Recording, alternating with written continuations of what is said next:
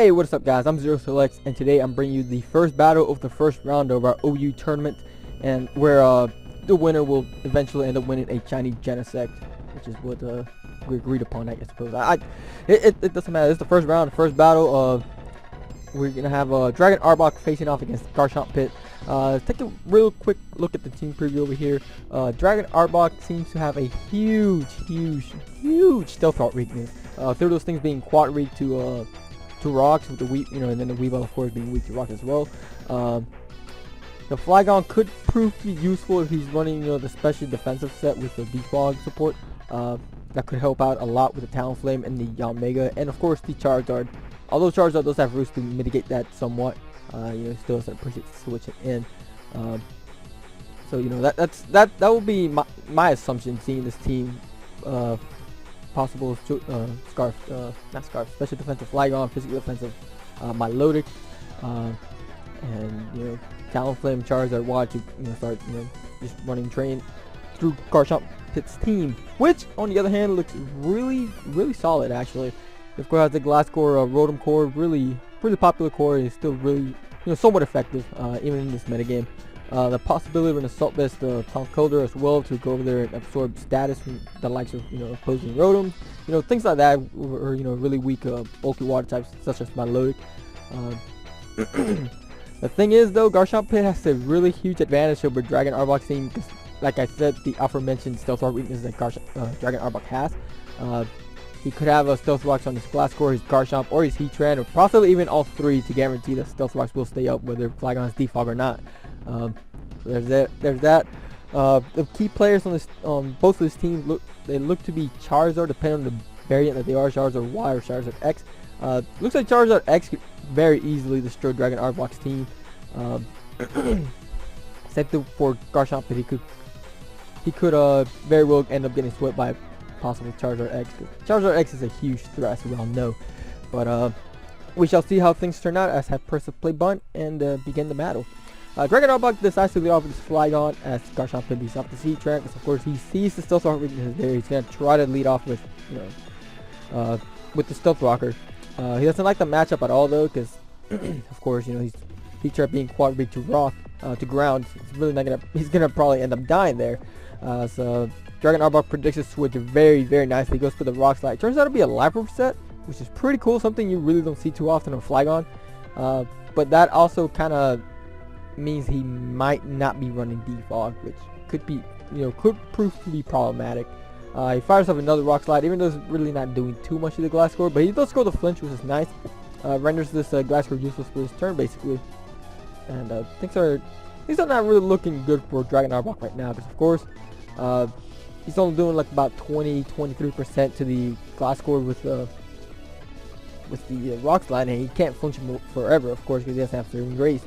So as you see there, Glass Core bursts through the flinch, goes for the knockoff, knocks off DragonArbock's freaking Life Orb, and now those Rock Slides will be doing next to nothing to this Glass Core. DragonArbock sees, of course, he's not really going to be going anywhere with this. He's going to make a somewhat pretty risky prediction going on to his Weavile. I said risky because, of course, Weavile is really frail and he really can't switch in on anything. But it paid off for him because GarchompPit goes for the Roost. So, gets a free switch into his Weavile. Scare out the Glass Core with, of course, the Ice Plunge, the Acid Crash, the Ice Shard, whatever ice move the Weavile could be running. So then GarchompPit is going to go into his Heatran, predicting the ice move, which does come his way. He's supposed to crit the Ice Shard, doesn't really matter at all because did like 6%, so no harm done. Now here DragonArbock, I believe, stays in, predicting the Stealth Rocks and goes for the Brick Break, which would have been an easy to hit KO on the Heatran, only if GarchompPit had not gone straight for the attack and taken out the Weavile. So of course, the prediction didn't really pay off too well for DragonArbock, but GarchompPit took a huge threat to his team, and I say that because of course Glass Core and Garchomp really appreciate having Weavile out of the picture, so they could do their shenanigans. Especially because looking at DragonArbock's team, he really doesn't have much to outspeed Garchomp, except for Gale Wings, Talonflame over there. That's that. In comes the Milotic, which should have come in earlier on the Heatran. And GarchompPit is going to switch out of there. He does not, he doesn't want to be dealing with Milotic with heat transfer. He's going to go to his Rotom Wash, who takes the Scald relatively well. Goes to burn though, which is unfortunate for GarchompPit, especially because we see here that he does not have leftovers. So he's either a choice variant or he could be running the bulky Resto Chesto set, which is pretty popular nowadays and really effective. He goes for the Will-O-Wisp, which of course alerts to us that he is a bulky variant, most likely Resto Chesto, unless he's the really weird trick Will-O-Wisp set that I've seen a few times. DragonArbock here is going to reveal the Mirror Coat though, which is good, but of course didn't really pay off at all, because of course now GarchompPit knows what's up. He's going to fire off a Hydro Pump, not wanting to go for the Volt Switch, because of course that would do a hell of a lot of damage. So he's going to go for the Hydro Pump, hoping either to take the Miracle better than he thought. That did like 30%, which is not that bad actually. That or just hoping that he will go straight for like Scald or something. So that's that. GarchompPit here is going to go for the rest, revealing to us that of course he is a Chesto Berry set, Resto Chesto set, as DragonArbock is just going to proceed to continue spamming Mirror Coat in hopes of catching the Volt Switch, or another, of course, special attack of any sort, which does not come. And there it is. GarchompPit here is not going to fire off a Volt Switch. It's a relatively decent amount of damage for a bulky Rotom on a Milotic. And he's going to go ahead and Volt Switch out into his next bulkiest thing called Kelder. That's a naturally high HP, so he should be able to take the Mirror Coat, and he does, but not too well. But then again, there's really not much Milotic can do to Conkeldurr, especially this a Assaultless variant. DragonArbock is going to just stay in and go for the Recover, of course, as Conkeldurr just fires off Drain Punches. They don't really do too much, which of course signals to us that this is most likely a physically defensive Milotic. Ghostbusters Call here does not score the burn, which is good for DragonArbock, back for GarchompPit, because he's sufficient. He wants the burn to get his Gust activated, of course, but unfortunately for him, it does not happen.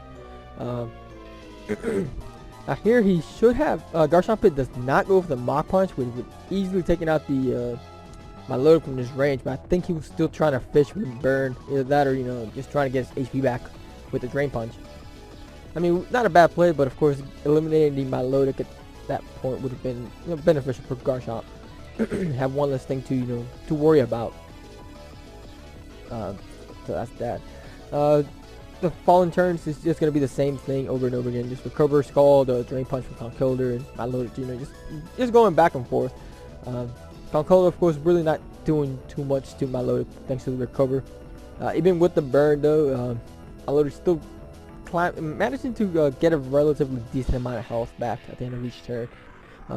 DragonArbock is going to fire up yet another Scald, does not get the burn yet again, which is really weird. That right there could be considered hacking itself. As GarchompPit goes for Drain Punch yet again.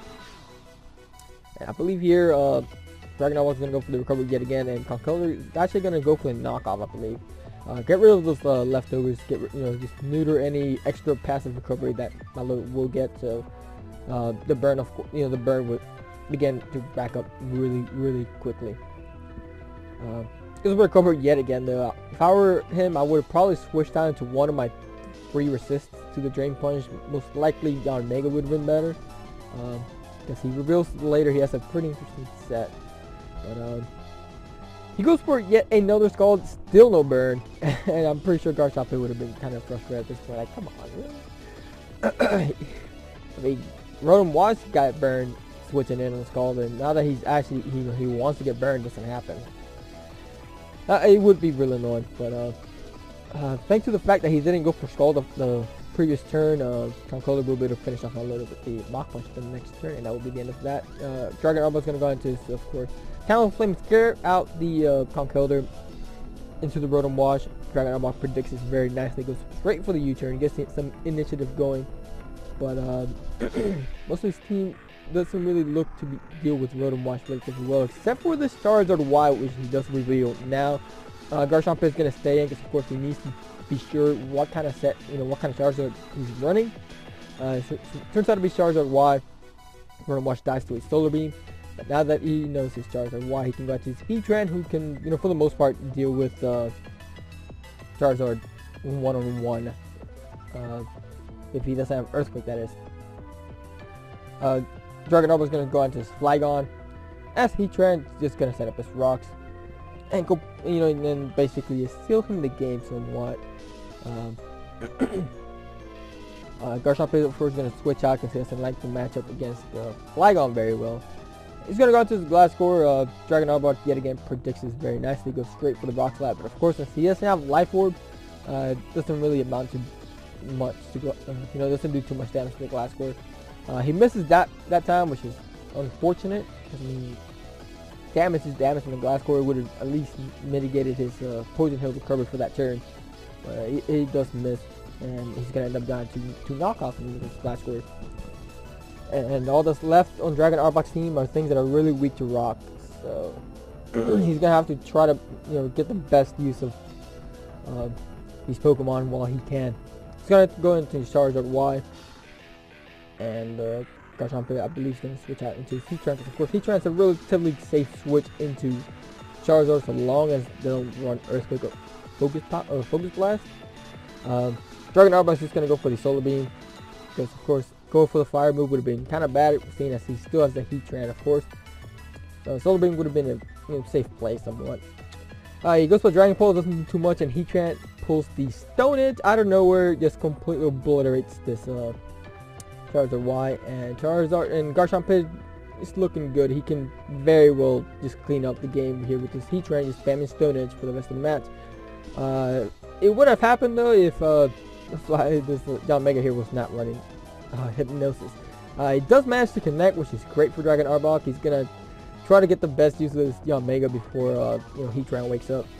And he is packing the Shadow Ball, which is really interesting coverage to be running on Mega nowadays.